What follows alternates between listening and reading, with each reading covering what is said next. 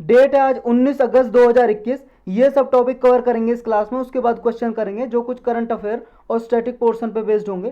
First topic है CSC transparency index. ये index ये सीएससी नाम का सेंटर ही रिलीज करता है। Centre for science and environment इसका फुल नेम है। दिल्ली में ये इंस्टीट्यूट है, सेंटर है, जो नॉन प्रॉफिट ऑर्गेनाइजेशन है, यानी कि गैर लाभकारी संस्था जिसका काम प्रॉफिट कमाना नहीं होता, सिर्फ वेलफेयर ऑफ द पीपल के लिए यानी कि लोगों की भलाई के लिए काम करता है। ये इंडेक्स रिलीज करता है, ट्रांसपेरेंसी नाम की इंडेक्स। इसमें क्या देखता है? ये देखता है कि पॉल्यूशन कंट्रोल के लिए स्टेट और सेंट्रल बोर्ड ने क्या क्या कदम उठाए हैं, कौन से स्टेट ने अच्छे परफॉर्म किया है, कौन से स्टेट ने अच्छे मेजर्स लिए हैं पॉल्यूशन को, प्रदूषण को कम करने के लिए। इसने कहा है कि जो टॉप परफॉर्मर हैं, जिन्होंने अच्छे खासे कदम उठाए स्टेट में, वो हैं उड़ीसा का पॉल्यूशन कंट्रोल बोर्ड और तेलंगाना का। इन्होंने 67% तक इन्होंने काम किया है कि पॉल्यूशन को कंट्रोल करने के लिए इनकी अच्छी रेटिंग आई है। तो बस आपको टॉप परफॉर्मर इसमें नाम याद रखने हैं। पॉल्यूशन कंट्रोल बोर्ड है उड़ीसा का और तेलंगाना का। और कौन रिलीज करता है इस ट्रांसपेरेंसी इंडेक्स को? CSC, centre for science and environment.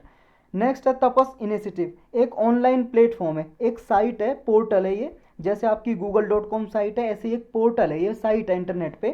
किसने ये लॉन्च की है? Ministry of social justice and empowerment, इस मंत्रालय ने इसको लॉन्च किया है। ऑनलाइन पोर्टल है, इसकी फुल फॉर्म है तपस की। Training for augmenting productivity and services.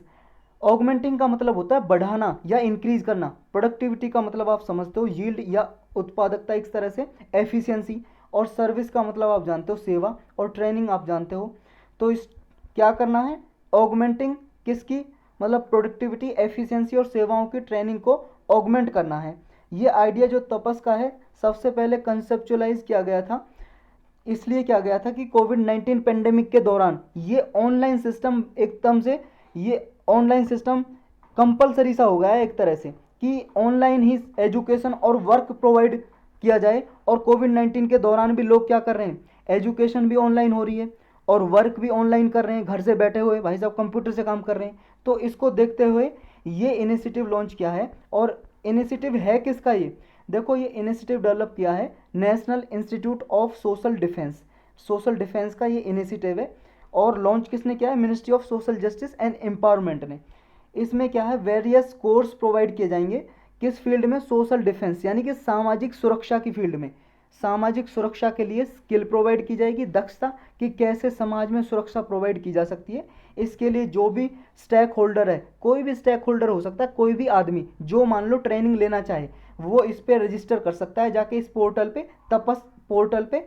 और फिर वो ट्रेनिंग ले सकता है, यानी कि इनकी कैपेसिटी बिल्डिंग की जाएगी। कैपेसिटी बिल्डिंग का मतलब एक तरह से ट्रेनिंग ही देना, लोगों को ट्रेनिंग देना और उनमें कैपेसिटी बनाना, कि ताकि वो सोशल डिफेंस, सामाजिक सुरक्षा प्रोवाइड कर सकें। इसका ऑब्जेक्टिव टारगेट यही है कि ट्रेनिंग देना है और नॉलेज बढ़ाना है, स्किल्स, दक्षता देनी है, यानी कि कैपेसिटी बिल्डिंग। जो भी पार्टिसिपेंट्स हैं, जो भी हिस्सेदार हैं, जो भी पार्टिसिपेंट हैं, उनको स्किल और नॉलेज प्रोवाइड करना है।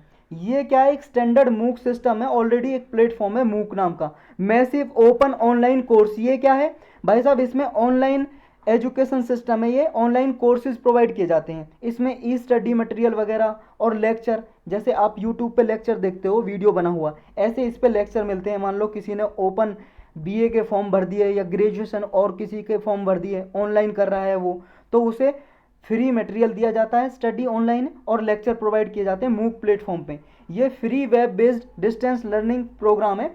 जैसे पहले डिस्टेंस लर्निंग करते थे, कॉलेज जाते थे, अभी भी जाते हैं, जैसे संडे संडे को कॉलेज जाते हैं डिस्टेंस लर्निंग में। इसी तरह से इसमें क्या है? घर पे बैठे आप कर सकते हो प्रोग्राम, कोई भी, कि कभी भी, दिन रात में कभी भी आप इस पे स्टडी मटेरियल पड़ा रहेगा, वीडियो पड़ी रहेंगी, कभी भी देख सकते हो इस मूक पोर्टल पे। ऑनलाइन सिस्टम है एक, ये भी गवर्नमेंट का। इसमें क्या है? बहुत सारे कोर्सेज इंक्लूड किए गए हैं। जो स्टूडेंट्स और कोर्स कोऑर्डिनेटर है, मतलब जो कोर्स प्रोवाइड करवाना चाहते हैं, ऐसे कॉलेज इंस्टीट्यूट हैं, इनके बीच में इंटरेक्शन कराना इस मूक इनिशिएटिव का काम है। समझ गए? और इसका काम क्या है? देखो, ये मूक इनिशिएटिव तो है एजुकेशन के लिए, और ये जो है, जो हम पढ़ रहे हैं तपस इनिशिएटिव, ये इसका भी कुछ ऐसा ही काम है। इसमें सोशल डिफेंस के लिए नॉलेज और स्किल प्रोवाइड करनी है। तो इसमें भी क्या है? जो भी स्टूडेंट हैं और जो स्किल प्रोवाइड करने चाहते हैं इंस्टीट्यूट और कॉलेजेस, कि उन्हें सोशल डिफेंस के लिए उन्हें ट्रेनिंग दी जाएगी। तो ऐसे कोऑर्डिनेटर को स्टूडेंट्स के साथ जोड़ा जाएगा तपस इनिशिएटिव के तहत। मतलब इस तपस पोर्टल के द्वारा उन्हें जोड़ा जाएगा। जो भी मान लो आप जैसे मान लो आप लोग करना चाहते हो, कैपेसिटी बिल्डिंग की ट्रेनिंग लेना चाहते हो, आप स्किल लेना चाहते हो कि भाई मैं सोशल डिफेंस में अपनी हिस्सेदारी देना चाहता हूँ, तो इस तपस पोर्टल पर जाके आप रजिस्टर कर सकते हो। इसमें क्या है, लेक्चर प्रोवाइड किए जाएंगे एक्सपर्ट के द्वारा, जो भी सब्जेक्ट एक्सपर्ट होगा, स्टडी मटेरियल दिया जाएगा। और इसमें फिजिकल क्लासरूम के साथ साथ इसमें बिना किसी मतलब किसी क्वालिटी ऑफ जो होती है ना टीचिंग की क्वालिटी, उसको कंप्रोमाइज़ बिल्कुल नहीं किया जाएगा। क्वालिटी टीचिंग प्रोवाइड की जाएगी इसके जरिए, तपस इनिशिएटिव के जरिए। इसमें कोई भी आदमी एनीवन जो मान लो चाहता है अपनी नॉलेज को बढ़ाना, इन्हेंस करना, वो ज्वाइन कर सकता है और इसकी कोई फ़ी नहीं है। आप करना चाहो तो रजिस्टर करो तपस इनिशिएटिव पे और आपको ट्रेनिंग दी जाएगी। इसमें चार तरीके से प्रोवाइड की जाती है ट्रेनिंग, मतलब क्वाड्रेंट अप्रोच है इसमें 4 तरीके से। एक तो वीडियो के जरिए, या टेक्स्ट के जरिए, लिखे हुए शब्दों के जरिए, या सेल्फ असेसमेंट के जरिए, या डिस्कशन होता है भाई साहब उसके जरिए प्रोवाइड की जाती है। इसमें कौन कौन से कोर्सेज अवेलेबल हैं? 5 तरीके के बेसिक कोर्स हैं। एक तो ड्रग यानी कि सब्सटेंस अब्यूज प्रिवेंशन के समाज में, क्योंकि भाई साहब सोशल डिफेंस के लिए इसमें ट्रेनिंग दी जाएगी, सामाजिक सुरक्षा। और सामाजिक सुरक्षा में ड्रग नशा एक समाज का हिस्सा है, मतलब जो लोग नशा करते हैं उनको कैसे रोका जाए, ड्रग अब्यूज प्रिवेंशन एक ये इसमें कोर्स होगा कि आपको ट्रेनिंग दी जाएगी, आगे आप लोगों को कैसे रोकोगे, समाज के लिए फ़ायदा करोगे। नेक्स्ट है इसमें जिरियाट्रिक या एल्डरली केयर। जिरियाट्रिक का मतलब होता है बड़े बुजुर्ग लोगों से संबंधित, यानी कि एल्डरली केयर, बड़े बुजुर्ग लोगों की कैसे केयर की जाएगी, उनकी कैसे देखभाल की जानी चाहिए, इसकी ट्रेनिंग प्रोवाइड की जाएगी। Care and management of dementia, dementia के जो शिकार होते हैं लोग, दिमाग की हालत जिनकी खराब होती है, उनको कैसे मैनेज और उनकी देखभाल कैसे की जाएगी। Transgender issues and on comprehensive courses on social defence issues. कोई भी ट्रांसजेंडर का कोई भी मान लो इशू है, ट्रांसजेंडर आप सब लोग जानते हो कोई भी हो सकता है भाई साहब। मान लो कोई लड़का पैदा हुआ, उसने लड़की में कन्वर्ट हो गया बॉय से, तो ट्रांसजेंडर हो गया, अपना जेंडर कन्वर्ट करा लिया, ट्रांसफ़र कर लिया। ये लड़की पैदा हुई थी, उसने लड़का बन गई है, अब वो अपने हार्मोन चेंज करा लिए। ऐसा संभव है भाई साहब साइंस के द्वारा। या ट्रांसजेंडर उनको भी बोलते हैं भाई साहब, ना लड़की होती है और ना लड़का होता है, मतलब थर्ड कैटेगरी के लोग। तो ये इनके द्वारा जो भी इशू होते हैं, इनकी प्रॉब्लम होती है, कैसे इनको सुलझाया जाए, इनके लिए भी इनमें ट्रेनिंग प्रोवाइड की जाएगी तपस इनिशिएटिव पे। नेक्स्ट टॉपिक है अपना RBI unveils financial inclusion index. RBI ने ये इंडेक्स अभी जारी की है। अनवेल्स का मतलब एक तरह से, वेल्स का मतलब होता है घूंघट, और अन का मतलब घूंघट हटाना, और इसका मतलब फाइनेंशियल इंक्लूजन का क्या है, मतलब जारी कर दिया, रिलीज कर दिए आरबीआई ने अनाउंस किया है कि जो फाइनेंशियल इंक्लूजन इंडेक्स है, इसने पूरी कंट्री में कितना फाइनेंशियल इंक्लूजन हुआ है, इसके लिए ये इंडेक्स जारी किए। बस आपको इसमें इतना याद रखना है कि फाइनेंशियल इंक्लूजन इंडेक्स कौन जारी करता है, कौन रिलीज करता है, वो करता है आरबीआई। और पिछले साल के मतलब पिछले जो पीरियड था उसके अकॉर्डिंग अभी फाइनेंशियल इंक्लूजन घटा है या बढ़ा है, यानी कि बढ़ा है, इंक्रीज हुआ है। 2021 में 53.9 ये फाइनेंशियल इंक्लूजन हो गया, और 2017 में ये था 43.4। अब आपके दिमाग में चल रहा है फाइनेंशियल इंक्लूजन आखिर है क्या। फाइनेंशियल इंक्लूजन का मतलब या फाइनेंशियल इंक्लूजन ये है कि भाई साहब देखो, जहाँ पे बैंक नहीं है वहाँ पे बैंक उपलब्ध हो। अगर बैंक है तो बैंक में लोगों का खाता भी होना चाहिए, यानी कि लोगों को बैंकिंग फैसिलिटी प्रोवाइड करना है। वही है, जितने ज़्यादा लोगों को बैंकिंग फैसिलिटी उपलब्ध है, यानी कि उतना ही ज़्यादा फाइनेंशियल इंक्लूजन है। समझ में आया? यानी कि लोगों को बैंकिंग अकाउंट है, अगर बैंकिंग अकाउंट है तो वो बैंक को यूज भी करें। ऐसा नहीं है बैंकिंग अकाउंट है और दूर दूर तक 100 किलोमीटर तक कोई बैंक ही नहीं है, तो लोग कैसे बैंक यूज करें। अकाउंट तो आपने खुलवा दिया, यानी कि बैंक भी होना चाहिए उनके आसपास। अगर बैंक है तो उनको क्रेडिट फैसिलिटी भी दोगे आप, यानी कि उन्हें लोन भी दोगे, लोन की फैसिलिटी भी होनी चाहिए, और लोन के साथ साथ उनका इंश्योरेंस भी होना चाहिए। तो ये सब किस में आते हैं, फाइनेंशियल इंक्लूजन में आते हैं, बैंकिंग फैसिलिटी प्रोवाइड करना। तो सिर्फ बैंक अकाउंट खुलवाना ही फाइनेंशियल इंक्लूजन में नहीं आता, साथ साथ लोन भी दो उन्हें, इंश्योरेंस भी दो, ये सब किस में आते हैं, और यूज भी करें। अगर आपने एटीएम बना के दिया तो भाई साहब एटीएम मशीन भी तो साथ में पास में दो कहीं पे। ऐसा तो नहीं है भाई साहब 100-200 किलोमीटर कोई एटीएम यूज करने जाएगा। तो ये सब उपलब्ध कराएं सुविधा। तो ये फाइनेंशियल इंक्लूजन 2017 के मुकाबले 2021 में बढ़ गया है। ये एनुअल फाइनेंशियल इंक्लूजन इंडेक्स है जो हर साल जुलाई में पब्लिश की जाती है, मतलब जारी की जाती है। और ये इसमें बैंकिंग, इन्वेस्टमेंट, इंश्योरेंस, पोस्टल यानी कि पोस्ट ऑफिस होते हैं उनमें भी तो ये बैंकिंग फैसिलिटी प्रोवाइड की जाती है ना, पैसा जमा किए जाते हैं पोस्ट ऑफिस वगैरह में। ये पेंशन सेक्टर वगैरह ये सब इसमें आते हैं फाइनेंशियल इंक्लूजन में। तो इसमें यही देखा गया, दो इसमें क्राइटेरिया होते हैं 0 से लेकर 100 के बीच में, जिनको मान लो रेटिंग मिलती है। इसका मतलब है कि फाइनेंशियल इंक्लूजन है कितना। अगर किसी को 0 मिला है मान लो किसी एरिया को, यानी कि वहाँ उस एरिया में क्या है, फाइनेंशियल एक्सक्लूजन है, मतलब बिल्कुल भी फाइनेंशियल इंक्लूजन है ही नहीं, ना लोगों के पास बैंक की फैसिलिटी है, ना बैंक अकाउंट है, ना लोन की फैसिलिटी है। और जहाँ पे 100 स्कोर है मतलब कि फुल फाइनेंशियल इंक्लूजन है, मतलब अच्छे से फैसिलिटी प्रोवाइड कर रही है गवर्नमेंट।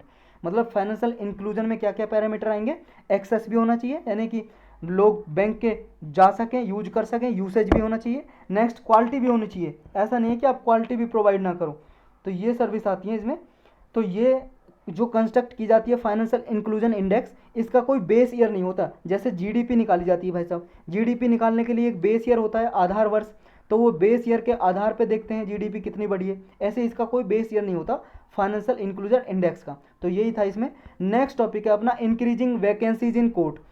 देखो कोर्ट में भाई साहब बहुत सारी वैकेंसीज खाली पड़ी हुई हैं और वो इंक्रीज होती जा रही हैं, मतलब पद खाली पड़े हुए हैं जजेज के पद भर ही नहीं रहे हैं। तो अभी रिसेंट डेज में सुप्रीम कोर्ट ने यही पूछा है, कंसर्न यानी कि प्रॉब्लम जताइए कि गवर्नमेंट से पूछा है, भाई साहब जो आपका ये एटीट्यूड है ना, लेके डाइसिकल एटीट्यूड, मतलब ऐसा एटीट्यूड कुछ कर ही नहीं रहा है, वैकेंसी हाई कोर्ट में बढ़ती जा रही है और आप कुछ भी नहीं कर रहे हो उन्हें फिल करने के लिए। और ट्राइब्यूनल वगैरह में भी वैकेंसी बहुत ज़्यादा बढ़ रही है। ट्राइब्यूनल आप सब लोग जानते हो कोर्ट की तरह ही होते हैं। ये 1976 में 42nd अमेंडमेंट एक्ट लाए थे, उसके द्वारा ये पार्ट 14A जोड़ा गया हमारे संविधान में। और इस पार्ट के जरिए ट्राइब्यूनल बनाई कोर्ट का काम करने के लिए, कि कोर्ट के पास इतने सारे केस आते हैं भाई साहब, ये ट्राइब्यूनल बना दो कि कुछ केस हैं जो पेंडिंग पड़े रहते हैं, ये केस सुलझाएंगे ट्राइब्यूनल। तो ये ट्राइब्यूनल और हाई कोर्ट में भाई साहब जज ही आप अपॉइंट नहीं करते हो, नहीं उनका स्टाफ बहुत ही कम है उनमें, तो केसेस कैसे हैंडल होंगे, यही अभी कंसर्न यानी कि प्रॉब्लम जताई है। हाई कोर्ट में जो वैकेंसीज है 1 अगस्त में देखे तो भाई साहब 455 वैकेंसीज हैं स्टाफ और जजेस की।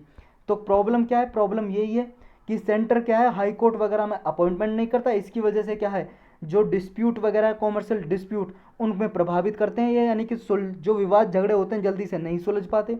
रीजन क्या है वैकेंसी हैं जो इतनी ज़्यादा, कि हायर और लोअर जुडिशरी में, यानी कि हाई कोर्ट सुप्रीम कोर्ट, या सुप्रीम कोर्ट में तो चलो कम ही रहती हैं वैकेंसी, इतनी नहीं खाली रहती, भरी रहती हैं अक्सर, लेकिन जो हाई कोर्ट वगैरह या डिस्ट्रिक्ट कोर्ट वगैरह होते हैं लोअर कोर्ट, उनमें वैकेंसी खाली होने का रीज़न क्या है, एक तो सिस्टमेटिक डिफेक्ट है अपॉइंटमेंट में, अपॉइंटमेंट का तरीके में डिफेक्ट है, कि जो भी वैकेंसीज होती हैं लोअर जुडिशरी में यानी कि लोअर कोर्ट वगैरह में वैकेंसी होती हैं, वो सिस्टमेटिक डिफेक्ट के वजह से हैं। जैसे फॉर एग्जांपल उदाहरण के तौर पे हम एग्जांपल लें कि क्या है, जो डिस्ट्रिक्ट कोर्ट वगैरह होते हैं उनमें जो जजेज होते हैं लोअर लेवल पे जो होते हैं ना, डिस्ट्रिक्ट कोर्ट से नीचे भी लोअर कोर्ट होते हैं, उन लोअर कोर्ट में डायरेक्टली एग्जाम होता है, जैसे आपका IAS IPS का एग्जाम होता है, ऐसी एग्जाम होता है, वो डिफरेंट स्टेट कराते हैं, डिफरेंट स्टेट कराते हैं, जिस भी स्टेट में कोर्ट हैं उनके लिए स्टेट कराते हैं एग्जाम। तो वो एग्जाम भाई साहब कौन कराता है, वो स्टेट के पब्लिक सर्विस कमीशन होते हैं ना, जैसे सेंट्रल लेवल पे यूनियन पब्लिक सर्विस कमीशन है UPSC जिसका आप तैयारी कर रहे हो, तो ऐसी स्टेट लेवल पे भी स्टेट पब्लिक सर्विस कमीशन है हर स्टेट पे, तो वो लोअर कोर्ट के जजेस के लिए एग्जाम कराता है। तो ये क्या है, ये एग्जाम पूरा ढंग मतलब अच्छे से टाइम पे नहीं हो पा रहा है एग्जाम, यानी कि रिक्रूटमेंट प्रोसेस में ही फ्रिक्वेंटली नहीं हो पा रही है, रिक्रूटमेंट प्रोसेस कंडक्ट नहीं करा रहे हैं फ्रिक्वेंटली एग्जाम। तो इसलिए हाई कोर्ट क्या है, हाई कोर्ट भी अनेबल है कि अगर मान लो लोअर कोर्ट में जजेस नहीं होंगे, वो प्रमोट होकर डिस्ट्रिक्ट जज में आएंगे, मतलब उन्हें प्रमोट किया जाएगा जब डिस्ट्रिक्ट जज बनाया जाएगा। और डिस्ट्रिक्ट जज किसको बनाया जाता है, उसी को भाई साहब जिसको या तो एडवोकेट हो 7 ईयर के लिए एडवोकेट रहा हो या जज रहा हो वो, तो उसे डिस्ट्रिक्ट जज अपॉइंट करता है। और कौन करता है, गवर्नर करता है डिस्ट्रिक्ट जज को कौन करता है, गवर्नर, स्टेट का गवर्नर करता है। और किसकी एडवाइस पे भाई साहब ये कंसल्ट करता है, किससे, एक तो गवर्नर, तो इससे हाई कोर्ट जो स्टेट का हाई कोर्ट होता है उससे कंसल्ट करते के अपॉइंट करते हैं ये डिस्ट्रिक्ट जज को। तो ये जब लोअर कोर्ट में जज नहीं रहेंगे भाई साहब, एडवोकेट नहीं रहेंगे, स्टाफ नहीं रहेगा, तो फिर हाई कोर्ट से कंसल्ट करके उनको कैसे अपॉइंट किया जाएगा डिस्ट्रिक्ट जज को। नेक्स्ट क्या है, लेथार्जिक अप्रोच, मतलब आलसी अप्रोच, लेजीनेस, किसमें, अपॉइंटमेंट का प्रोसेस में ही, क्योंकि वैकेंसी इसके कारण बढ़ती जा रही है। नेक्स्ट है कि रिक्रूटमेंट का प्रोसीजर ही उसमें ही अनक्लियर है, जो प्रोसीजर अपनाया जाता है रिक्रूटमेंट का भर्ती करने का उसमें क्या है, अनक्लियर है और डिफ़िकल्टीज हैं उसमें ही, यानी कि हाई कोर्ट और स्टेट पब्लिक सर्विस कमीशन में कोऑर्डिनेशन ही नहीं है, इसकी वजह से रिक्रूटमेंट का प्रोसेस पूरा नहीं हो पाता है। फिर क्वांटिटेटिव और क्वालिटेटिव डेटा उपलब्ध नहीं है, कि कितनी क्वांटिटी आप खाली पड़ी हुई है सीट, पूरा डेटा नहीं देते हैं लोअर कोर्ट का, और क्वालिटेटिव डेटा उपलब्ध नहीं है। नेक्स्ट है कि इसके बावजूद more over it is found that source of problem, की जो प्रॉब्लम की सोर्स है वो सबसे ज़्यादा है इंफ्रास्ट्रक्चर पुअर है। कि मान लो आप जज के लिए रेजिडेंसी नहीं है, कोर्ट रूम ही नहीं है, आप घर ही नहीं दे रहे हो जज के लिए, तो भाई साहब वो ऐसा तो नहीं है आपने जज अपॉइंट कर दिया। मान लो स्टेट है राजस्थान, राजस्थान इतना बड़ा है, अगर दूसरे कोने से भाई साहब राजस्थान के आप अपॉइंट करोगे जज और इस डिस्ट्रिक्ट में रख दो मान लो, तो वो कैसे आएगा, उसके लिए आप रेजिडेंस नहीं प्रोवाइड कर रहे हो, यही फैसिलिटी नहीं है, तो ये भी एक प्रॉब्लम है। अब इम्पैक्ट और इम्प्लीकेशन क्या है इसके, अब इसके इम्पैक्ट और इम्प्लीकेशन क्या है, क्या प्रभाव पड़ेंगे। एक तो भाई साहब देखो पेंडेंसी ऑफ केसेस ज़्यादा इंक्रीज हो जाएंगे, जब जजेज ही नहीं होंगे तो केस सुलझाएगा कौन, केस सुलझाएगा नहीं तो क्या है, कोर्ट में पेंडेंसी बढ़ती जाएगी। अभी भी 4-5 लाख हमारे देश में केसेस डिफरेंट डिफरेंट कोर्ट में पेंडिंग पड़े रहते हैं। अगर फेलियर होगा किसमें, रिक्वायर्ड ह्यूमन और फाइनेंशियल रिसोर्सेज को अलोकेट करने में, इसकी वजह से सारा जुडिशियल वर्क है जो सबॉर्डिनेट कोर्ट में वो बिल्कुल क्रिपलिंग हो जाएगा, यानी कि काम ही नहीं होगा अच्छे ढंग से। और जब काम नहीं होगा तो जितने अंडर ट्रायल वगैरह पुअर लिटिगेंट्स के केस हैं वो और ज़्यादा बढ़ जाएंगे, यानी जुडिशियल डिले होंगे, केस और ज़्यादा डिले होंगे। वैकेंसी जब ज़्यादा रहेंगी तो डिस्ट्रिक्ट के जो रिमेनिंग जज हैं उन पे ज़्यादा बर्डन बढ़ जाएगा। मतलब अगर मान लो वैकेंसी है 10 जजेस की और वहाँ 5 जज हैं, तो सारा बर्डन 5 जज का इन 5 जजों पे आ जाएगा, बाकी के 5 जजों का, यानी कि डबल काम करना पड़ेगा।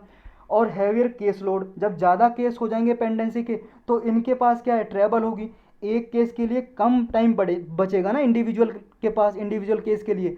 मान लो पहले मान लो रिक्रूटमेंट अगर सही से होता, जजेस पूरे होते, तो केस के लिए मान लो 2-3 घंटे देते, अब वो क्या करेंगे, एक केस के लिए 1 घंटा 10 मिनट इतना ही टाइम दे पाएंगे, ज़्यादा टाइम नहीं होगा। तो इससे क्या होगा, क्वालिटी नहीं आ पाएगी जस्टिस में, क्वालिटी नहीं आ पाएगी, केस को अच्छे से वो स्टडी नहीं कर पाएंगे जजेस। अब नीड ऑफ द आवर क्या है, अब ज़रूरत क्या करने की इनको सुलझाने के लिए, एक तो भाई साहब जो पब्लिक सर्विस कमीशन है उसको क्या है, जो नेसेसरी स्टाफ है उसकी रिक्रूटमेंट भर्ती करनी चाहिए ताकि इन जजेस को असिस्ट किया जा सके, सहायता की जा सके। और जो स्टेट गवर्नमेंट है उसको भी भाई साहब कोर्ट की बिल्डिंग वगैरह तो कम से कम बनाए, और जितना भी वर्किंग स्पेस है प्रोवाइड करे, जजेस के लिए रेजिडेंस सर्विस रेजिडेंस फैसिलिटी उपलब्ध कराए। जो भी जजेस के रिक्रूटमेंट है उनको क्या है, वैकेंसीज भरो, उनको जल्दी से स्टार्ट करो। टाइम बाइंड प्रोसेस अपॉइंटमेंट का होना चाहिए, मतलब ऐसा होना चाहिए कि अगर जजेस की वैकेंसी कहीं पे खाली हुई है तो एक टाइम होना चाहिए, उस टाइम में भर दो। तो जितने भी हाई कोर्ट वगैरह या पब्लिक सर्विस, जो स्टेट के पब्लिक सर्विस कमीशन होते हैं उनमें कोऑर्डिनेशन होना चाहिए जज की वैकेंसीज को फुलफिल करने के लिए, अपॉइंट करने के लिए। नेक्स्ट है कि जो जितने भी स्टेट गवर्नमेंट है और हाई कोर्ट, इनके बीच में भी क्या है, कोऑर्डिनेशन होना चाहिए ताकि बेस्ट पॉसिबल फैसिलिटी प्रोवाइड की जा सके कोर्ट में। तो यही था इसके बारे में। नेक्स्ट है need for separate security force to protect judiciary courts. देखो अभी सेपरेट सिक्योरिटी फोर्स की डिमांड की है सुप्रीम कोर्ट ने, कि कोर्ट के प्रोटेक्शन के लिए और जजेस के प्रोटेक्शन के लिए एक स्पेशल फोर्स होनी चाहिए, स्पेशल फोर्स होनी चाहिए, पुलिस फोर्स, जैसे रेलवे प्रोटेक्शन फोर्स होती है ना, इसी तरह से एक स्पेशल फोर्स होनी चाहिए। तो ये सुप्रीम कोर्ट ने स्यू मोटो कॉग्निसेंस लिया है। स्यू मोटो का मतलब होता है अपने आप, जजेस केस सुनते हैं जब कोई पिटीशन नहीं आती। इसके लिए देखो, एक तो पिटीशन आई थी 2019 में, एक पिटीशन भी डाली थी एक पर्सन ने कि जजेस के लिए एक स्पेशल पुलिस फोर्स होनी चाहिए, उनके प्रोटेक्शन के लिए प्रोटेक्शन फोर्स होनी चाहिए जजेस के लिए। और अब सुप्रीम कोर्ट ने स्यू मोटो कॉग्निजेंस लिया है, मतलब अपने आप ये केस लिया है, और ये गवर्नमेंट को लगाइए गुहार, मतलब गवर्नमेंट से पूछा भाई साहब जजेस के लिए स्पेशल प्रोटेक्शन फोर्स दो, उनके लिए प्रोटेक्ट करने के लिए। अभी क्यों लिया है, क्योंकि देखो झारखंड में एक इंसिडेंट हुआ है, बिल्कुल इन्हें ब्रॉड डे लाइट, दिन दहाड़े एक जज को, झारखंड में एक जज को मार दिया गया, उत्तम आनंद नाम के जज थे, उनका मर्डर कर दिया गया। तो कोर्ट ने सेंट्रल गवर्नमेंट का ओपिनियन पूछा है कि भाई साहब आप सेंट्रल सिक्योरिटी आउटफिट क्यों नहीं बना रहे हो रेलवे प्रोटेक्शन फोर्स की तरह, जैसे रेलवे को प्रोटेक्ट करने के लिए आरपीएफ होती है, रेलवे प्रोटेक्शन फोर्स, तो कोर्ट और जजेस को प्रोटेक्ट करने के लिए एक आप सेंट्रल सिक्योरिटी आउटफिट बनाओ। लेटेस्ट अपडेट क्या है, लेटेस्ट अपडेट ये है कि यूनियन गवर्नमेंट ने सुप्रीम कोर्ट को ये बताया है कि देखो भाई साहब जो सेंट्रल सिक्योरिटी फोर्स आप बनाने की बात कर रहे हो कि जुडिशरी और कोर्ट कॉम्प्लेक्सेस को प्रोटेक्ट करने के लिए, जजेस को प्रोटेक्ट करने के लिए, कि ये क्या है, सिक्योरिटी ऑफ कोर्ट क्या है, ये स्टेट के दायरे में आती है और स्टेट इसमें बेटर मतलब इसकी जानकारी कि कौन से स्टेट में कैसी कंडीशन है, किस राज्य में कैसी कंडीशन है, स्टेट अच्छे से जानता है। तो ये सारी प्रॉब्लम है सिक्योरिटी की, स्टेट टू स्टेट वेरी करती हैं कि किस स्टेट में कैसी है। किसी में माओवादी मान लो बहुत ज़्यादा, ये नक्सलवाद जो माओवादी नक्सलवाद ज़्यादा है, और किसी में इंसर्जेंसी है, कोई बॉर्डर एरियाज है वहाँ पे कुछ और सिचुएशन है। तो ये जो सिचुएशन है कहीं पे सेपरेटिस्ट की प्रॉब्लम है, सेपरेटिस्ट की या सेशनिस्ट की या फिर रीजनलिज्म की, मतलब कहीं पे डिमांड उठती है कि ऑटोनोमस स्टेट। तो ये अलग अलग यहाँ पे ना अलग अलग वो हैं मिलिटेंट वगैरह जो मतलब सिक्योरिटी के लिए खतरा है, तो उनको स्टेट अच्छे से जानता है, स्टेट टू स्टेट वेरी करती है ये सिक्योरिटी प्रॉब्लम।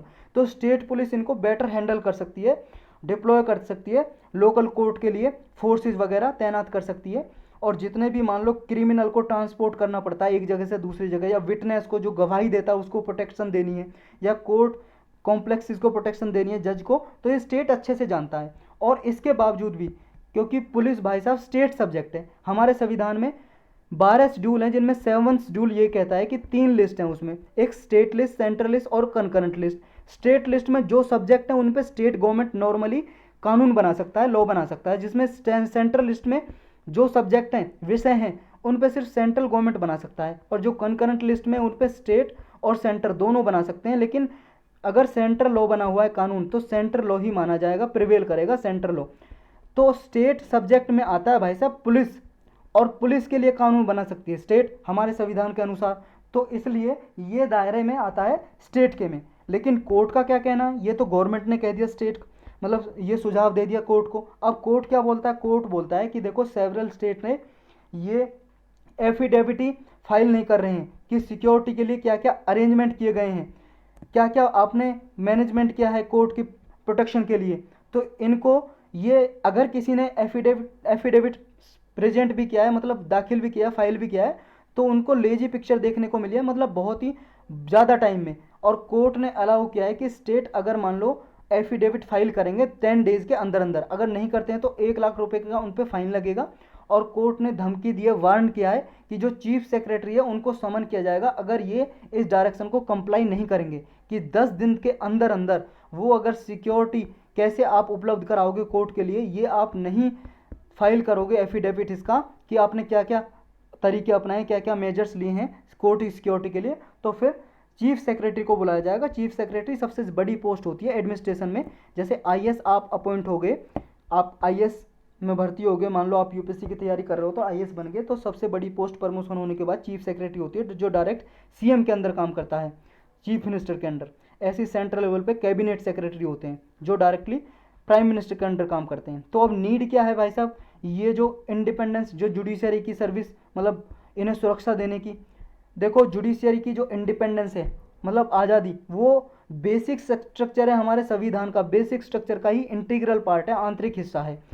और जजेज वो क्या है, ये जजेज को जो जॉब सौंपी गई है, इंटरेस्टेड का मतलब है सौंपना, कोई जॉब दे देना, काम दे देना, ये वनरस जॉब है। वनरस का मतलब होता है डिफिकल्ट, कठिन, बर्डन, सब बहुत ही भारी जॉब है, कार्य है। और इनके लिए जजेस की सिक्योरिटी प्रोवाइड करना इसलिए ज़रूरी है क्योंकि जस्टिस अगर प्रोवाइड करना है तो वो जजेस की रिस्पॉन्सिबिलिटी है, यानी कि जस्टिस प्रोवाइड करना रिस्पॉन्सिबिलिटी है कोर्ट की, जुडिशरी की। और पॉपुलर सेंटीमेंट ये भी है, मतलब सेंटीमेंट का मतलब है एक तरह से इमोशनल, एक इमोशन, भावनाएं ये भी हैं लोगों की कि सिर्फ क्या है, जस्टिस सिर्फ आप डिलीवर नहीं करोगे, justice is not only done, कि जस्टिस आप प्रोवाइड नहीं करोगे, मतलब प्रतीत भी होना चाहिए कि आपने जस्टिस दिया है, न्याय किया है, अपीयर भी होना चाहिए।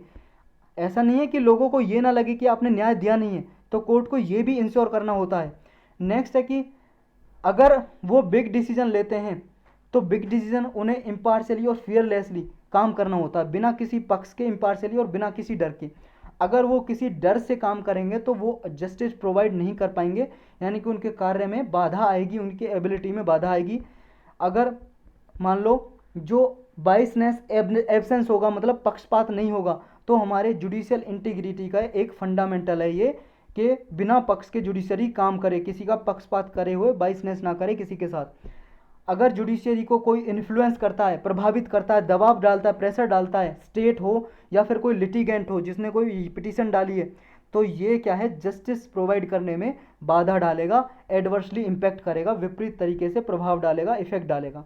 तो इंडिपेंडेंट जुडिशियरी की मतलब किसी प्रेशर से फ्री होनी चाहिए जुडिशियरी। इंडिपेंडेंट जुडिशियरी तभी कहलाएगी, कोई किसी तरह का लोभ लालच नहीं होना चाहिए, इंड्यूसमेंट नहीं होना चाहिए, एंटिसमेंट किसी तरह का प्रॉफिट, ना ही इंटिमिडिटेशन, कोई धमकी नहीं होनी चाहिए। तो ये सब कुछ कि जुडिशरी, इंडिपेंडेंट जुडिशरी इन सबसे फ्री हो, ये हमारी कॉन्स्टिट्यूशनल डेमोक्रेसी का एक पार्ट है, कॉर्नर स्टोन है, हमारी संवैधानिक लोकतंत्र का एक पार्ट है। चलते हैं नेक्स्ट टॉपिक पे, इतना ही था इसमें। नेक्स्ट है राइट टू बी फॉरगॉटन, मतलब भूलने का अधिकार। अभी दिल्ली हाई कोर्ट में क्या है, सेंटर ने पूछा है दिल्ली हाई कोर्ट से कि भाई साहब, एक तो दिल्ली हाई कोर्ट ने सेंटर से पूछा, सेंट्रल गवर्नमेंट से, और गूगल से पूछा है। जो गूगल है ना, आप खोलते हो google.com, उस पर सब कुछ सर्च करते हो, तो इससे पूछा है, ये कंपनी है जो गूगल, और सेंट्रल गवर्नमेंट से, कि भाई साहब दो बिजनेसमैन ने हमारे पास पिटीशन डाली है, दिल्ली हाई कोर्ट के पास पिटीशन डाली, याचिका। तो उसने कहा है, उसने यूज किया है अपना right to be forgotten use किया है। इन्वोक का मतलब होता है यूज करना, right to be forgotten use किया और तब हाई कोर्ट में पिटीशन डाली है। क्योंकि आप सबको पता है ये राइट टू बी फॉरगॉटन क्या है, फंडामेंटल राइट है, हमारा मौलिक अधिकार, राइट टू प्राइवेसी का पार्ट है। और जब फंडामेंटल राइट होता है, कोई भी आदमी डायरेक्टली हाई कोर्ट या सुप्रीम कोर्ट में जा सकता है, उसकी चॉइस है। तो ये दिल्ली हाई कोर्ट में डायरेक्टली गया, वरना और कोई केस होते हैं तो पहले भाई साहब लोअर कोर्ट में जाना पड़ता है, फिर लोअर कोर्ट से डिस्ट्रिक्ट कोर्ट में जाता है केस, फिर हाई कोर्ट में, फिर सुप्रीम कोर्ट में। तो ये डायरेक्टली हाई कोर्ट के पास गया लेके इसने कहा है कि देखो, इन पे ना दो आदमियों पे, बिजनेसमैन पे पहले क्रिमिनल चार्जेस लगे थे, कुछ आपराधिक आरोप लगे थे, लेकिन वो आपराधिक जो चार्जेस लगे थे कोर्ट ने बिल्कुल रिमूव कर दिए। अब इन पे कोई चार्जेस नहीं है, लेकिन इनकी इन्फॉर्मेशन ऑनलाइन प्लेटफॉर्म पे उपलब्ध है। अब ये चाहते हैं हमारी इन्फॉर्मेशन हटाओ, गूगल पे कहीं नहीं मिलनी चाहिए। तो इनका कहना ये है, मतलब उन्हें भूलने का अधिकार यूज करना चाहते हैं। इसका मतलब ये है, जो भी ऑनलाइन वगैरह डेटा कंटेंट कुछ भी है इनके खिलाफ विरुद्ध, वो हटाया जाए। मतलब अब ये आरोपित नहीं है, इन पे कोई केस ही नहीं है, तो वो क्यों डाला जा रहा है। मान लो इनके बारे में कोई टू बिजनेसमैन का नाम मान लो ए या बी है, उनके नाम पे सर्च करें तो न्यूज में आ रहा है, गूगल में कहीं पे दिखा रहा है लिंक, इन पे चार्जेस लगे मर्डर करने के, और वो चार्जेस है ही नहीं। अब इन ये फ्री, कोर्ट ने चार्जेस वो क्या है, डिसअप्रूव कर दिए कि इन पे जो आरोप लगे थे गलत थे और इन्होंने कोई मर्डर नहीं किया। लेकिन अभी भी हेडलाइन वही आती है कि इन दो बिजनेसमैन पे लगे मर्डर के चार्जेस। तो भाई साहब इनकी तो रेपुटेशन खराब ही होगी ना, तो इसलिए इन्होंने ये पिटीशन डाली है। तो पिटीशनर का कहना यही है कि राइट टू बी फॉरगॉटन और राइट टू डी लिंक, मतलब लिंक को हटाना। ये क्या है, हम चाहते हैं हमारे सारे केस की लिंक हटाई जाए इंटरनेट से। तो नीड क्या है, नीड इसलिए डाली है, देखो भाई साहब, कोर्ट के अनुसार ये क्या है, कोई भी पिटिशनर, मतलब ये क्या है, हटवा सकता है। और ये पिटिशनर जिन्होंने डाली है याचिका, उनकी जो इन्फॉर्मेशन बार बार उन्हें हॉन्ट करती है, परेशान करती है बार बार, इसलिए ये हटवाना चाहते हैं। और राइट टू बी फॉरगॉटन है क्या इंडियन कंटेक्स्ट में, देखो right to be forgotten individual के राइट टू प्राइवेसी का पार्ट है। और राइट टू प्राइवेसी को सुप्रीम कोर्ट 2017 में पुट्टा स्वामी केस में इसको आर्टिकल 21 का पार्ट यानी कि फंडामेंटल राइट डिक्लेयर कर चुका, मौलिक अधिकार। अब मौलिक अधिकार है तो इन्फोर्सेबल है ये इन द कोर्ट, यानी कि आप कोर्ट में डायरेक्टली सुप्रीम कोर्ट या हाई कोर्ट में इसके वॉयलेशन के अगेंस्ट, मतलब आपका उल्लंघन होगा राइट का, तो जा सकते हो सुप्रीम कोर्ट या हाई कोर्ट में। तो आपको इधर याद रखना है, राइट टू बी फॉरगॉटन किसका पार्ट है, राइट टू प्राइवेसी का। और राइट टू प्राइवेसी किसका पार्ट है, आर्टिकल 21 का, right to life and liberty, यानी कि फंडामेंटल राइट है। और राइट टू बी प्राइवेसी किस केस में डिक्लेयर किया था फंडामेंटल राइट सुप्रीम कोर्ट ने, पुट्टास्वामी केस में 2017 में। अब पर्सनल डेटा प्रोटेक्शन बिल क्या कहता है राइट टू बी फॉरगॉटन के बारे में, क्योंकि ये बिल भी भाई साहब पार्लियामेंट में अभी पेंडिंग पड़ा है, पास होना बाकी है अभी पार्लियामेंट में। तो राइट टू प्राइवेसी इसमें भी दिया गया है अधिकार, इस पर्सनल डेटा प्रोटेक्शन बिल में, लेकिन अभी पार्लियामेंट में पास नहीं हुआ है, yet to be passed by parliament, अभी पास होना बाकी है। और ये बिल क्या कहता है, राइट टू बी फॉरगॉटन का अधिकार ये भी देता है बिल, लेकिन ये कहता है कि राइट टू बी फॉरगॉटन को डीलिंक किया जा सकता है, मतलब किसी की भी कोई इन्फॉर्मेशन है वो हटाई जा सकती है, लिमिट लगाई जा सकती है, डिलीट की जा सकती है, या कोई डिस्क, मतलब कोई गलत इन्फॉर्मेशन है उसको करेक्ट किया जा सकता है, पर्सनल इन्फॉर्मेशन को। लेकिन इसमें एक वो है, हटाया तो जा सकता है, लेकिन पहले हटाने से पहले जो डेटा प्रोटेक्शन अथॉरिटी बनेगी, इस बिल जब ये पास हो जाएगा, पर्सनल डेटा प्रोटेक्शन बिल है जब पास हो जाएगा, कानून बन जाएगा, एक्ट बन जाएगा, तो डेटा प्रोटेक्शन अथॉरिटी होगी। तो कोई भी इन्फॉर्मेशन हटाने से पहले इंटरनेट वगैरह से, तो पहले ये उसे देखेगी, सर्विलेंस करेगी कि वो इन्फॉर्मेशन ज़रूरी तो नहीं है कोई रिसर्च वगैरह करने से, तो वो इसका मतलब पहले ये एजुकेटिंग ऑफिसर देखेंगे तभी हटा पाएंगे। तो भाई साहब अगर मान लो इन्फॉर्मेशन ज़रूरी है, मान लो बहुत सारी इन्फॉर्मेशन ऐसी होती हैं कि सुप्रीम कोर्ट या हाई कोर्ट के कोई केस होते हैं, वो इंपॉर्टेंट होते हैं आगे के केस के लिए भी, तो वो इन्फॉर्मेशन तो नहीं हटाई जा सकती। तो ये देखेगी तभी हटाएगी। तो इसका एक उपाय हो सकता है, मान लो एक आर्टिकल में था, हिंदू के आर्टिकल में एक एक्सपर्ट ने दिया था, वो आप लिख सकते हो कि ऐसा हो कि उस आदमी को बस नाम को हटा दें, नाम को हटा दें, नाम को हटा के उसकी इन्फॉर्मेशन रहे केस की, बस उसका नाम ना रहे और ना ही उसका कोई पर्सनल एड्रेस वगैरह ना रहे उस केस से रिलेटेड। उस केस में अगर मान लो इस तरह का केस आएगा तो वो आगे एग्जाम्पल बना रहेगा, कोई हाई कोर्ट सुप्रीम कोर्ट उससे के रिगार्डिंग डिसीजन देगा, तो बस उसका नाम हटा दे, ऐसा सिस्टम हो सकता है। तो यही था इसमें। नेक्स्ट टॉपिक है अपना what are foreigners tribunal. Tribunal हमने ऊपर भी पढ़ा क्या होती हैं, कोर्ट की तरह ही होती हैं, कास्ट जुडिशल बॉडी। ये फॉरेनर जो ट्राइब्यूनल है, एक एक्ट बना हुआ है फॉरेनर्स एक्ट 1946, उसके अंदर बनाई जाती हैं। एक ऑर्डर पास किया होम मिनिस्ट्री ने 1964 में, उस ऑर्डर के तहत ये फॉरेनर ट्राइब्यूनल बनाए जाते हैं। तो अभी ये न्यूज़ में इसलिए आए क्योंकि असम की जो गवर्नमेंट है, असम की गवर्नमेंट का पॉलिटिकल डिपार्टमेंट है, उसने अभी नोटिफिकेशन इशू किया है स्टेट पुलिस की बॉर्डर विंग को। देखो असम गवर्नमेंट की जो स्टेट पुलिस है, असम की जो स्टेट पुलिस है, वहाँ की जो पुलिस है असम की, उसकी जैसे ब्रांच होती हैं, जैसे असम है भाई साहब, ये अपना हिंदुस्तान है, और असम है, जैसे मान लो असम है, ये मान लो असम है यहाँ पे, तो ये असम की जो स्टेट पुलिस की विंग है, मतलब ब्रांच है। एक पुलिस मान लो सेंटर एरिया में करेगी प्रोटेक्शन, कैपिटल के आसपास, मतलब विधानसभा की बिल्डिंग के आसपास, एक बॉर्डर एरियाज पे करेगी। तो ऐसे विंग है, इसकी बॉर्डर विंग है एक, जो बॉर्डर एरिया पे प्रोटेक्शन देती है। तो बॉर्डर विंग ने क्या है, बॉर्डर विंग ने अभी पिटीशन डाली थी बहुत सारे गुरखा के अगेंस्ट। गुरखा एक प्रजाति है, आदमी लोग रहते हैं, गुरखा पीपल कम्युनिटी है, तो उनके अगेंस्ट एक उनके विरुद्ध पिटीशन डाली थी फॉरेनर ट्राइब्यूनल में कि इनको क्या है, ये फॉरेनर डिक्लेयर करो, विदेशी डिक्लेयर करो, हमारे भारत के सिटीजन नहीं है। तो असम की गवर्नमेंट की जो पॉलिटिकल डिपार्टमेंट है उसने नोटिफिकेशन जारी किया पुलिस को, पुलिस की बॉर्डर विंग को, कि भाई साहब ये पिटीशन आप वापस ले लो। तो बैकग्राउंड क्या है, ये बैकग्राउंड यही है कि बॉर्डर विंग फोर्स ने कुछ लोगों को डाउटफुल आइडेंटिफाई किया था, ये कहा था हमारे भारत के सिटीजन नहीं है और वैसे घूम रहे, तो फॉरेनर ट्राइब्यूनल में केस गया इनका। तो अब गुरखा कौन है, पहले तो ये समझ लेते हैं, हाउ मैनी गुरखा, कितने गुरखा हैं हमारे इस असम स्टेट में और हमारे इंडिया में। देखो 2011 की जो सेंसस हुई थी उसके अकॉर्डिंग असम में 5 लाख गुरखा थे, मतलब 5 लाख से ज़्यादा गुरखा थे। और ये क्या है, ये आर्म फोर्स, जो ब्रिटिश एडमिनिस्ट्रेशन था जब हमारा देश गुलाम था, तो आर्म फोर्स की तरह यहाँ पे आए थे असम में, इन्होंने असम में ऐसे सैनिक की तरह तैनात किए थे ब्रिटिश गवर्नमेंट ने। और 22,000 गुरखाज, ये जो नेशनल रजिस्टर ऑफ सिटीजन तैयार किया था जाता है ना, एनआरसी, असम स्टेट के लिए, मतलब जितने भी असम में स्टेट हैं उनको रजिस्टर किया जाता है इस रजिस्टर में। तो जब ये 2019 में 31 अगस्त को पब्लिश किया NRC, national register of citizen, तो 22,000 गुरखा इस रजिस्टर में रजिस्टर ही नहीं किए, मतलब इस जो एनआरसी है इसमें रजिस्टर ही नहीं किए, इनको सिटीजन डिक्लेयर नहीं किया है, मतलब ये सिटीजन नहीं है। इम्प्लीकेशन क्या है इस लेटेस्ट मूव के, देखो ये केस है जो लगभग 2500 जो गुरखा हैं उनके केस पेंडिंग पड़े हैं 100 फॉरेनर ट्राइब्यूनल में, असम में है जो ये ट्राइब्यूनल, और ये केस अभी विदड्रॉन करने यानी कि वापस लेने बाकी हैं। तो फॉरेनर केस को डिक्लेयर कब कैसे किया जाता है ये हमारे लिए जानना जरूरी है। जब भी किसी को फॉरेनर यानी कि विदेशी डिक्लेयर किया जाता है तो फॉरेनर जो ट्राइब्यूनल होती हैं वो डिक्लेयर कर सकती हैं, समझ रहे हो, कब, जब उस पर आरोप लगे हों कि हमारे भारत का सिटीजन नहीं है और वो प्रूव नहीं कर सकता इस बात को, जिस आदमी पर लगे, मान लो ए आदमी पे, वो प्रूव नहीं कर सकता, साबित नहीं कर सकता। और ये स्टेट पुलिस जो है असम की, वो बॉर्डर विंग, वो मतलब केस को भेजेगी फॉरेनर ट्राइब्यूनल के पास कि ये इलीगल इमाइग्रेंट है, अवैध तरीके से हमारे देश में रह रहा है, तो इसको फॉरेनर डिक्लेयर किया जाए। तो फॉरेनर डिक्लेयर किया जाएगा तो भाई साहब हमारे भारत का नहीं है, जिस देश से आया उस देश में जाओ। अब फॉरेनर ट्राइब्यूनल होती क्या है पहले इनको जान लेते हैं अब। तो देखो फॉरेनर एक्ट जो हमने ऊपर पढ़ा 1946 में बनाया था, और 1964 में, 46 के बाद 64 में फॉरेनर ट्राइब्यूनल ऑर्डर यानी कि ऑर्डर बनाए गए, रूल बनाए गए इसके इसके अकॉर्डिंग जो एक्ट था 1946 का। तो इसमें जब जो जजेज वगैरह एडवोकेट होते हैं फॉरेनर ट्राइब्यूनल में, वो होते हैं कोई भी एडवोकेट जो 35 साल की उम्र से नीचे नहीं होनी चाहिए उसकी उम्र, और कम से कम 7 साल की उसे प्रैक्टिस होनी चाहिए, या कोई रिटायर्ड जुडिशियल ऑफिसर होना चाहिए असम जुडिशियल सर्विस से, या फिर कोई रिटायर्ड आईएएस हो, या कोई एसीएस ऑफिसर हो, असम सिविल सर्विस में ऑफिसर रहा हो। लेकिन अगर आईएएस है तो सेक्रेटरी की रैंक से नीचे नहीं होना चाहिए, और एडिशनल सेक्रेटरी की रैंक से नीचे नहीं होनी चाहिए। अगर असम के सिविल सर्विस में ऑफिसर है तो उसमें इसमें फॉरेन ट्राइब्यूनल में उनको अपॉइंट किया जा सकता है। अब कौन सेटअप कर सकता है फॉरेन ट्राइब्यूनल, कौन कौन बना सकता है, देखो पहले तो क्या है, मिनिस्ट्री ऑफ होम अफेयर्स थी, वो उसने ऑर्डर जारी किए 64 में, जो 1946 का एक्ट था उसके अकॉर्डिंग।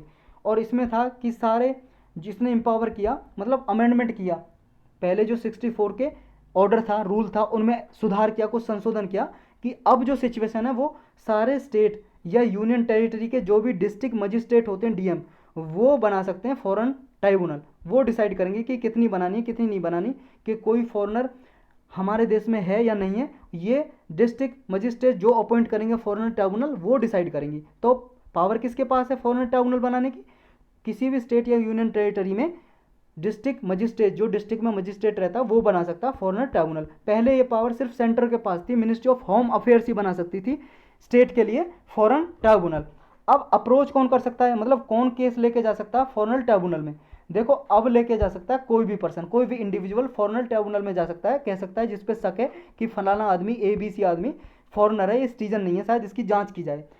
लेकिन पहले ऐसा था सिर्फ स्टेट के एडमिनिस्ट्रेशन जो होते थे वही ट्राइब्यूनल में जा सकते थे, किसी पे अगर सस्पेक्ट है, कुछ संदेह है, डाउट है, वही जा सकते थे। लेकिन अब कोई भी इंडिविजुअल कोई भी जा सकता है, किसी पे आपको आपके आसपास कोई सिटीजन रह रहा है, आपको लग रहा है वो भारत का नागरिक नहीं है, आप जा सकते हो फॉरेन ट्राइब्यूनल में उसके अगेंस्ट केस करने। तो यही थे आज के टॉपिक। अब हम क्वेश्चन करेंगे, बहुत ज़्यादा टाइम तो नहीं हुआ है। फर्स्ट क्वेश्चन है, आपको बताना है जो ये स्टेटमेंट लिखी हुई है, to abide by the constitution and respect its ideal institution and the national flag and national anthem, ये क्या है? हमारे सिटीजन के मौलिक अधिकारों में फंडामेंटल राइट में आता है, हमारे सिटीजन के मौलिक कर्तव्य फंडामेंटल ड्यूटी में आता है, या डायरेक्टिव प्रिंसिपल में आता है, या फिर ऑल ऑफ द अबव, सब में आता है। ये देखो भाई साहब हमने कल ही डिस्कस किया था, ये अच्छे से भूल तो नहीं गए हो? ये फंडामेंटल ड्यूटी में आता है। देखो हर साल यूपीएससी प्रीलिम में एक क्वेश्चन फंडामेंटल ड्यूटी से पूछती है किसी भी तरीके का। तो आपको क्या करना, फंडामेंटल ड्यूटी 11 हैं, सबको एकदम से मगफ करने लाना, रट्टे मार लेने हैं, पूरा आपको टिप्स पे याद होना चाहिए। और दूसरा, फंडामेंटल ड्यूटी के रिगार्डिंग कब जुड़ी थी, कौन सी कमेटी थी, क्या थी, सब आपको पता होना चाहिए। नेक्स्ट आपको बताना है कि जो वेटलैंड की कन्वेंशन हुई थी, आर्द्र भूमि है, जो आर्द्र भूमि को बचाने के लिए कन्वेंशन, ट्रीटी, संधि, समन यानी कि सबमिट हुआ था, उसके रिगार्डिंग बताना कौन सी स्टेटमेंट करेक्ट है। बहुत बार हमने डिस्कस किया, आप ये नहीं कह सकते हमने पढ़ा नहीं है। पहली स्टेटमेंट बोल रही है कि ये इंटर गवर्नमेंटल ट्रीटी है, जो कन्वेंशन है वेटलैंड को बचाने की, इंटर गवर्नमेंटल अंतर सरकारीय संधि है जो प्रोवाइड करती है कि वेटलैंड और रिसोर्सेज को कैसे बचाया जाए, कैसे कंजर्व किया जाए। ये अडॉप्ट की थी इराकी सिटी रामसार में 1971 में। जो यूनेप है, यूनाइटेड नेशन एनवायरनमेंट प्रोग्राम, ये कन्वेंशन के लिए, वेटलैंड कन्वेंशन के लिए सेक्रेटेरिएट प्रोवाइड करता है, सेक्रेटेरिएट सर्विस, मतलब जहां बैठ के मीटिंग कर सकें, मुख्यालय हो एक तरह से, ऐसा प्रोवाइड करता है क्या यूनेप। आपको बताना है अनकरेक्ट, नॉट करेक्ट, इनमें से सही कौन सा नहीं है। 1 सही नहीं है, 2 3 सही नहीं है, 2 सही नहीं है, या 1 2 3। देखो भाई साहब पहला बिल्कुल सही है, वेटलैंड को कंजर्व करने के लिए ये कन्वेंशन है, ट्रीटी है, संधि है। लेकिन जो दूसरा और तीसरा ये गलत है। दूसरा इसलिए गलत है, देखो इराक की सिटी नहीं थी, ईरान में है ये रामसार, कई बार डिस्कस किया हमने, ईरान में आता है। ये ईरान कहाँ पे, ये भाई साहब देखो ये वर्ल्ड मैप है, ये भाई साहब अपना हिंदुस्तान, ये पाकिस्तान, ये है ईरान, और इसके साइड में इराक। इराक में नहीं है, ईरान में है। किस में है? ईरान में है ये सिटी, तो आपको ये याद होना चाहिए। तो रामसार कहाँ पे, ईरान में 1971 में अडॉप्ट की थी। और इसके लिए यूनेप नहीं बल्कि IUCN सेक्रेटेरिएट सर्विस प्रोवाइड करता है, international union for conservation of nature. तो इसलिए ये गलत हो जाता है, यानी कि बी आंसर करेक्ट हो जाएगा, हमें नॉट करेक्ट बताने हैं, सिर्फ पहला सही है। स्वदेशी मूवमेंट के दौरान एक जो लीडर थे उन्होंने बोला था, political freedom is the life birth of a nation, जो राजनीतिक आज़ादी है वो हमारे राष्ट्र का जीवन की सांसें हैं। तो आपको ये बताना ये किसने बोला था, बाल गंगाधर तिलक ने, बिपिन चंद्र पाल ने, अरविंदो घोष ने, या फिर रविंद्रनाथ टैगोर ने? भाई साहब ये बोला था अरविंदो घोष ने। और एक चीज़ और बोली थी कि जो आज़ादी हमारा जन्म सिद्ध अधिकार है, ये किसने बोला था? ये बाल गंगाधर तिलक ने बोला था। तो इसका आंसर तो अरविंदो घोष है, ये इसने बोला था।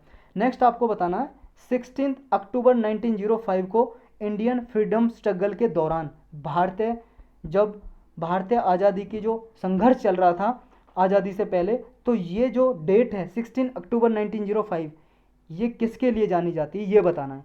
इस डेट पे ना दादा भाई नौरोजी ने डिक्लेयर किया था कि इंडियन नेशनल कांग्रेस का जो गोल है आज से स्वराज है, या फिर कांग्रेस सेशन कलकत्ता में हुआ था इस दिन, और इसके चेयरमैन थे गोखले, मतलब प्रेसिडेंट थे गोखले।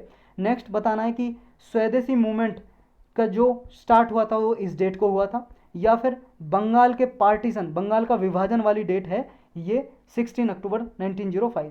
देखो भाई साहब डी करेक्ट आंसर है, बंगाल का पार्टीशन हुआ था, यानी कि 16 अक्टूबर को 1905 में पार्टीशन हुआ था।